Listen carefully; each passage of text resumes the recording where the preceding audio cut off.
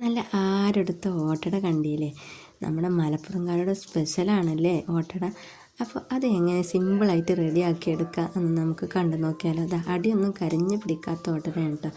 അപ്പോൾ welcome back to my channel. എൻ്റെ video നിങ്ങൾ എൻ്റെ ചാനൽ സബ്സ്ക്രൈബ് ചെയ്യാതെ കാണുന്നുണ്ടെങ്കിൽ ഒന്ന് സബ്സ്ക്രൈബ് ചെയ്ത് സപ്പോർട്ട് ചെയ്യട്ടോ. അപ്പോൾ കുതിർത്ത് വെച്ച അരി എടുത്തിട്ടുണ്ട്. പിന്നെ വേണ്ടത് നമ്മുടെ ചോറാണ് കേട്ടോ. ഒരു കപ്പ് അരിക്ക് 3/4 കപ്പ് ചോറ് എന്ന അളവ് അത് കറക്റ്റായിട്ട് തന്നെ എടുക്കണേ. പിന്നെ വേണ്ടത് വെളിച്ചെണ്ണയുമാണ്. അപ്പോൾ ഇനി അത് നമുക്ക് അരച്ചെടുക്കാം കേട്ടോ. അങ്ങനെ അരച്ചെടുത്ത മാവിലേക്ക് വെളിച്ചെണ്ണയും ഒഴിച്ച്, വെളിച്ചെണ്ണ ടേസ്റ്റിനാണെങ്കിലും അതുണ്ടാകുമ്പോൾ ഓട്ടട ഒന്നും കൂടി ഉഷാറാവും കേട്ടോ. പിന്നെ ഇത് ഓപ്ഷണലാണ് കേട്ടോ. ഇത് യാതൊരു നിർബന്ധവുമില്ല. തേങ്ങയും ജീരകവും ഇത് ടേസ്റ്റ് കടിക്കുമ്പോഴുള്ള ആ ടേസ്റ്റിന് വേണ്ടിയിട്ട് മാത്രം ചേർക്കുന്നതാണ്. പിന്നെ ഉപ്പ് ഓപ്ഷണലല്ലേ, ഉപ്പ് മസ്റ്റാണ് കേട്ടോ. അപ്പോൾ അതും ചേർത്തിട്ട് നമ്മുടെ ഓട്ടടൻ്റെ മിക്സ് ഇവിടെ റെഡി ആയിട്ടുണ്ട്. ഈ ഒരു പരുവത്തിലാണ് ആക്കിയെടുക്കേണ്ടത് കേട്ടോ. വെള്ളം കൂടി പോകാൻ പാടില്ല. അപ്പോൾ ഇനി നമുക്ക് ചൂടായ ചട്ടിയിൽ ഒഴിച്ച് ചുട്ടെടുക്കാം കേട്ടോ.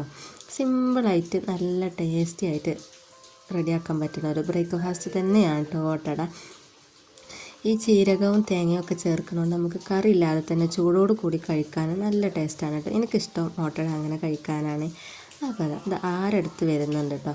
ഈ ആരെടുക്കാൻ വേണ്ടി നമ്മൾ ചട്ടിയിൽ ഒഴിച്ച ശേഷം ഉടനെ തന്നെ അത് അടച്ച് വെക്കരുത് കേട്ടോ. അങ്ങനെ കുറച്ചൊക്കെ ആരെടുത്ത ശേഷം വേണമെങ്കിൽ നമുക്ക് അടച്ച് വെക്കാം. ചട്ടിയിൽ ഒഴിച്ച ഉടനെ അടച്ച് വെക്കുകയാണെങ്കിൽ അത് നെയ്യപ്പം പോലെ അങ്ങ് പൊങ്ങി വരും കേട്ടോ.